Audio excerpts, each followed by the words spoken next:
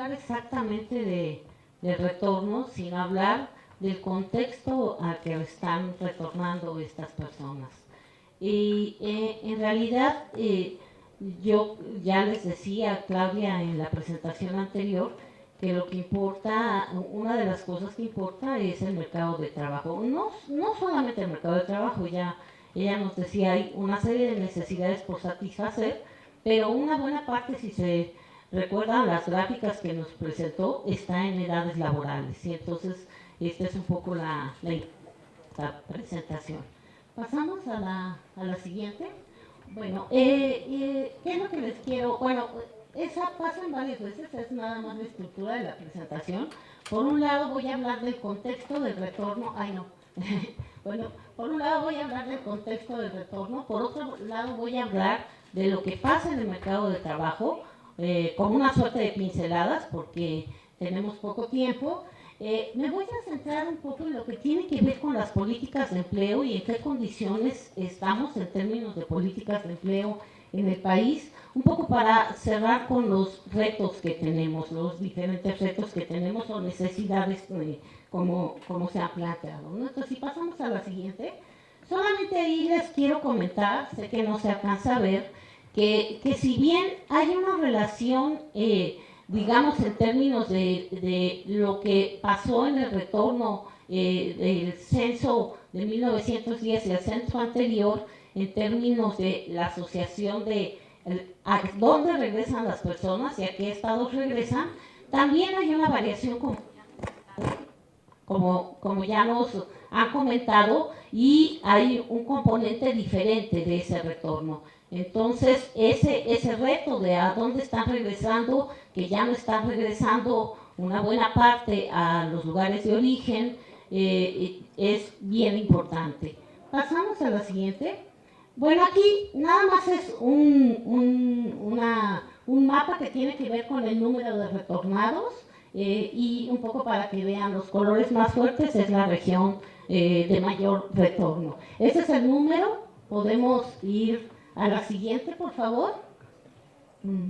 Y esa es la proporción. Entonces también hay que tener esa mirada, como les decía Claudia y Silvia, pues es una mirada demográfica en el sentido no solo de los absolutos, sino también los relativos, y a políticas en ese sentido es de vital importancia. Bueno, creo que se está... Sí, mejor.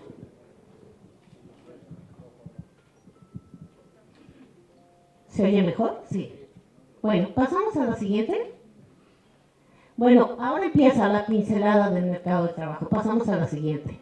Estas, sé que no se nota mucho, pero son las gráficas que representan las tasas de desempleo de diferentes grupos de edad.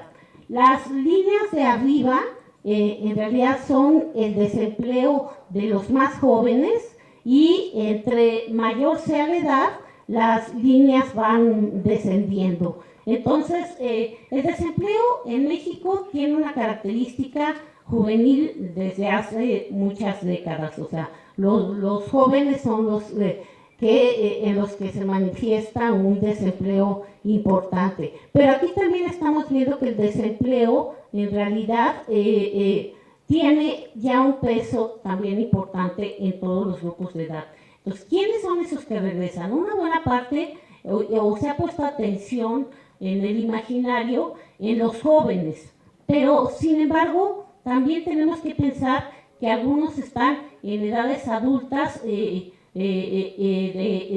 edades mayores a los 29 años, y que también ellos regresan a un mercado donde el desempleo ya está empezando a ser una manifestación permanente de tasas no tan bajas como se acostumbraba. Pasamos a la siguiente. Este es el mapa del desempleo. Como pueden ver, hay una zona de un elevado desempleo que, si recuerdan un poco el mapa anterior del número de retornados, pues está muy concentrado en ese espacio, ¿no? Entonces, sí es muy importante saber que de por sí en esos contextos hay una presión fuerte por el desempleo. Ahora sabemos que en México la cifra de desempleo no es una cifra suficiente para dar cuenta de las condiciones en el mercado de trabajo. ¿Por qué? Porque el dato del desempleo lo que significa es aquellas personas que están activamente buscando empleo, pero que ni siquiera trabajaron una hora a la semana. Y en México, estar en condición de no trabajar para poder vivir no es fácil. La mayor parte de la gente lo que hace es insertarse en el mercado de trabajo en ocupaciones muy marginales a veces, y entonces es registrado no en la cifra tradicional de desempleo abierto, sino en otro tipo de indicadores de las características de la población trabajadora. Pasamos a la siguiente. Bueno, aquí lo que tenemos es, esas barras que tenemos, es la participación en el sector informal. Las tres barras son las barras de los jóvenes, de los tres grupos de edad de los jóvenes. Y como podemos ver, los muy pequeños tienen una barra pequeñita de desempleo, pero después los dos grupos siguientes, hasta llegar a los 29 años, pues tienen un peso importante en el sector informal. Y esto es una cosa que es muy importante señalar, porque decíamos, ¿a dónde llegan? ¿A qué contexto la población está llegando?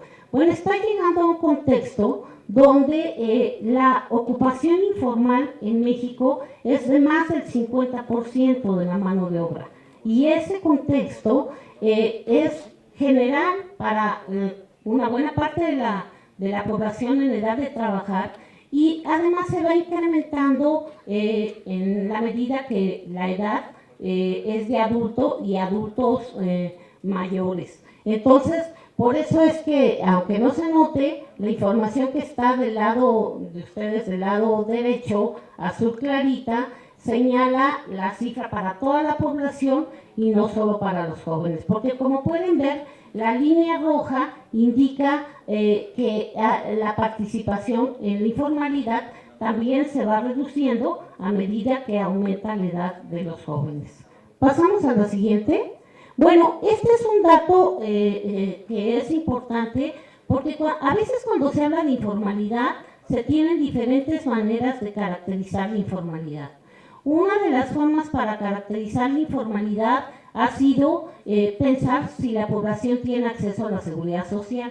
Si tenemos esa manera de aproximarnos al concepto de informalidad, la cifra que teníamos en la diapositiva anterior era la más cercana, es decir, más del 50% de la población no tiene acceso a la seguridad social en nuestro país. Pero otra manera de aproximarnos a la informalidad es atender a las personas, tomar al grupo de personas que realizan actividades por su cuenta y que además no son profesionistas y que laboran en pequeños establecimientos. Entonces, eso es otra característica diferente, y como pueden ver en este mapa, la participación por cuenta propia en el país es una característica del sur de nuestro país, y que prácticamente tiene poca participación en el norte del país. Pasamos a la siguiente. Bueno, aquí pues esto no se ve, pero les quiero comentar algo.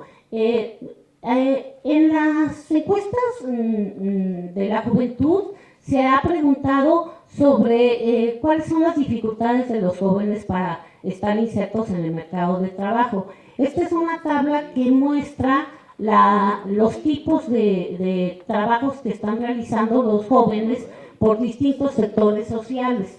Sé que no lo alcanzan a ver, pero se ve un subrayado. La encuesta del 2010 preguntó así literalmente si se dedicaban a hacer alguna chambita. Si se acuerdan ustedes, es un concepto que se usó en algún momento, yo digo que muy desafortunadamente incluso, pero es interesante ver cómo un grupo importante de los jóvenes declara que participa en chambitas, y entonces eso lo quiero señalar porque también llegan a un contexto de inestabilidad laboral. Entran y salen del mercado de trabajo con mucha movilidad, y esto hace que su posibilidad de tener una situación de trabajo de calidad sea difícil. Pasamos a la siguiente.